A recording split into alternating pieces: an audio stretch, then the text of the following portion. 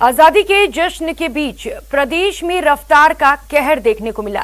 अलवर में ट्रॉले और कार की भीषण टक्कर में 5 लोगों की मौत हो गई। वहीं हनुमानगढ़ में रोडवेज बस और कार आमने सामने की टक्कर में 4 लोगों की मौत हो गई। आप टेलीविजन पर हादसे की 2 तस्वीरें देख सकते हैं।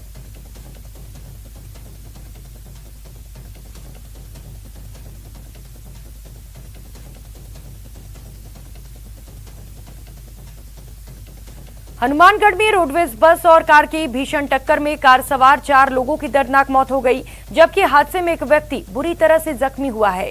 गोगामेड़ी थाना क्षेत्र के पड़लिका गांव में यह हादसा हुआ। पुलिस ने शवों को कब्जे में लेकर मामले की जांच शुरू कर दी है।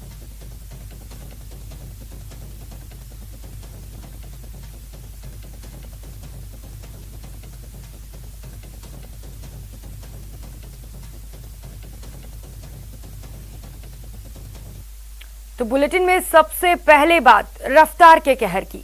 अलवर में आज ट्रॉले और कार में भीषण टक्कर में 5 लोगों की मौत हो गई और 3 लोग घायल हो गए। इनमें 4 भाई बहन और जीजा शामिल हैं। सभी गोवर्धन से गिरिराज जी की परिक्रमा कर लौट रहे थे। दंपति का 10 साल का बेटा गंभीर रूप से घायल है। 3 गंभीर घायल अलवर रेफर कर दिए गए हैं। घायलों से श्रम मंत्री टीकाराम जूली ने कुशल छेम पूछी और पीएमओ को सभी घायलों का उचित इलाज करने के निर्देश दिए। पुलिस ने बताया कि सुबह करीब 5:30 बजे ये दुर्घटना हुई है।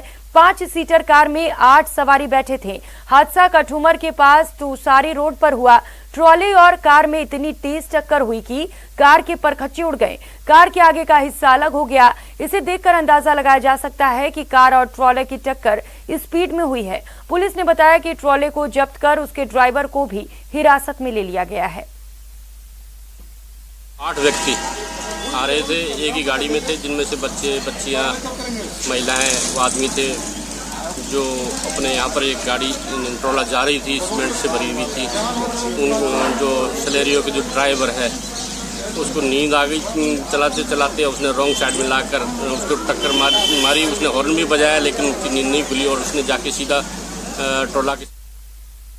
अगली खबर का रुख करेंगे। 75वें स्वतंत्रता दिवस के मौके पर देश भर के शहरों को आइकॉनिक इमारतों को तिरंगे के रंग में रोशन कर दिया गया। इसी कड़ी में यूपी के विधानसभा भवन लखनऊ रेलवे स्टेशन की छटा देखते ही बन रही है। अमृतसर में अटारी बॉर्डर को भी राष्ट्रीय ध्वज के रंगों से जगमगा दिया गया है। जम्मू कश्मीर के कई स्थलों को तिरंगे की रोशनी से रोशन किया गया है, जिसमें लाल चौक और घंटाघर शामिल हैं। मुंबई में प्रसिद्ध Chhatrapati Shivaji Maharaj terminus, Bombay stock exchange और मुंबई नगर निगम की इमारत को भी रोशन किया गया है। उत्तराखंड की विधानसभा को भी रोशन किया गया। तमिलनाडु में Puratchi Thalaivar doctor MG Ramachandran central railway station, जिसे चेन्नई सेंट्रल के नाम से भी जाना जाता है, उसको भी राष्ट्रीय ध्वज के रंगों से सजाया गया है।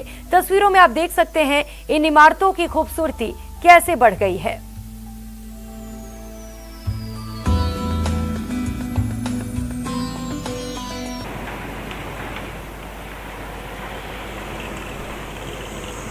तो देश भर से ये अलग अलग तस्वीरें आपको दिखा रहे हैं। यूपी से ये तस्वीर है जहां पर तिरंगे के रंग में इमारत रंगी हुई नजर आई।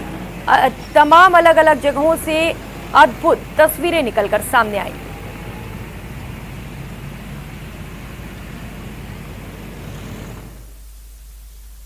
तो वहीं आज लाल किले पर झंडा फहराने के बाद पीएम मोदी ने अगले 25 साल का विजन पेश किया।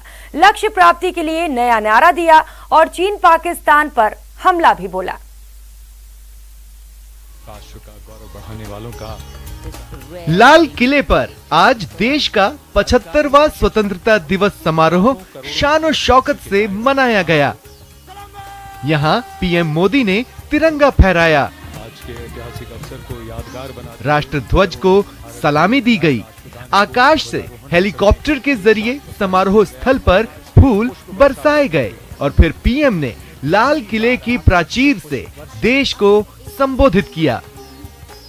अपने संबोधन में पीएम मोदी ने ओलंपिक खिलाड़ियों के सम्मान में तालियां बजवाईं और आने वाले 25 सालों के लिए देश का लक्ष्य तय किया।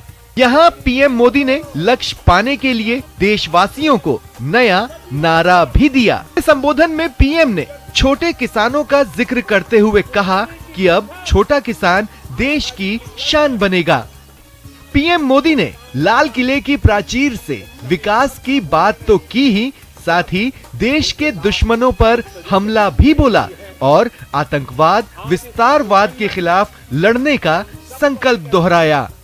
इसके अलावा पीएम मोदी ने 75वें स्वतंत्रता दिवस के मौके पर लाल किले की प्राचीर से कई नई विकास योजनाओं का ऐलान भी किया, जिसमें 2024 तक गरीबों को पोषण युक्त चावल देने की योजना, 75 सप्ताह के भीतर 75 वंदे भारत रेलगाड़ियां चलाने की घोषणा, बेटियों के लिए सैनिक स्कूल के दरवाजे खोलने की घोषणा, ऊर्जा क्षेत्र में आत्मनिर्भरता के लिए नेशनल हाइड्रोजन मिशन का ऐलान और 100 लाख करोड़ की गति शक्ति योजना का ऐलान शामिल है। पीएम मोदी ने समारोह में अपना संबोधन कविता से खत्म किया, जिसमें उन्होंने कहा कि भारत के भाग्य को फहराने का यही सही समय है।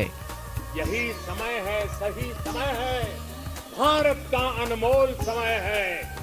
असंख्य भुजाओं की शक्ति है, असंख्य भुजाओं की शक्ति है, हर तरफ देश की भक्ति है। और वक्त हो चला एक छोटी सी ब्रेक का, लौटेंगे फौरन।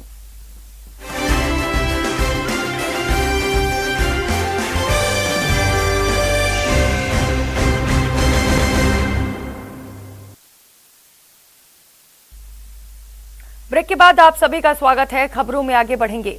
जनवरी 2020 से ही भारत के स्वास्थ्यकर्मी कोविड-19 के खिलाफ इस जंग में अहम भूमिका निभा रहे हैं।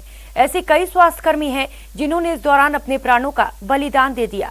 वहीं दूसरे स्वास्थ्यकर्मी आज भी इस जानलेवा संक्रमण से पीड़ित लोगों का इलाज कर रहे हैं। कोविड-19 के खिलाफ टीकाकरण को लेकर नेटवर्क 18 और फेडरल बैंक की जागरूकता मुहिम संजीवनी अ शॉट ऑफ लाइफ ने कर्नाटक के दक्षिण कन्नड़ में स्वास्थ्य कर्मियों को जरूरी मेडिकल उपकरण दान दिए ताकि स्वास्थ्यकर्मी इस वायरस से सुरक्षित रहें। आइए देखते हैं ये report.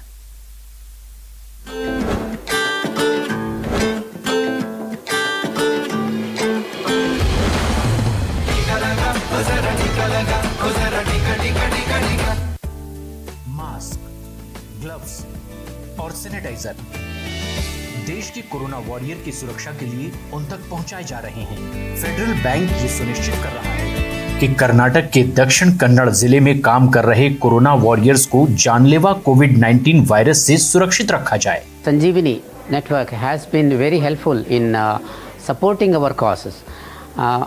Like by giving the necessary equipments and then providing transport facilities for the people coming for vaccination. More importantly, this organization gave the physical and moral both supports required for the fight against the disease. कोविड-19 टीकाकरण को लेकर network 18 और federal bank की मुहिम संजीवनी a shot of life के तहत संजीवनी की गाड़ी पिछले 1 महीने से ज्यादा समय से गांव-गांव घूम रही है, जहां टीकाकरण को लेकर लोगों के भ्रम और अफवाहों के जाल को काटा जा रहा है और लोगों के टीकाकरण में अहम भूमिका निभाई जा रही है। When I saw the kind of response from the people and when we reached out to villages or the people at large, the kind of response they were giving us on the vaccination drive, it was really amazing for me, and I'm very enthusiastic about the success of the program now. When we go out and talk to people, convince them about the merits of the vaccination, the next question that they ask is, when will I get my shot? Federal bank की सबसे बड़ी प्रेरणा है उन लोगों की मदद करना जो हाशिए पर सिमटे हैं और बुनियादी सुविधाओं के अभाव में जी रहे हैं। सरकारी संस्थाओं से जुड़े डॉक्टरों और लोगों ने ये माना है कि ये मुहिम कारगर साबित हो रही है। ये संजीवनी का प्रोजेक्ट है ना, वो बहुत मदद हुआ। आपका सब वो सैनिटाइज़र वो सब हमारा गांव को दिया था ना, और हमारा गांव को चुनाया था ना आपने, वो बहुत कुछ है।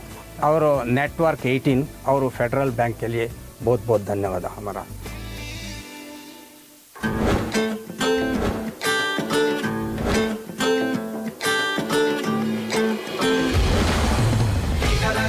जरा टीका लगा, ओ जरा टीका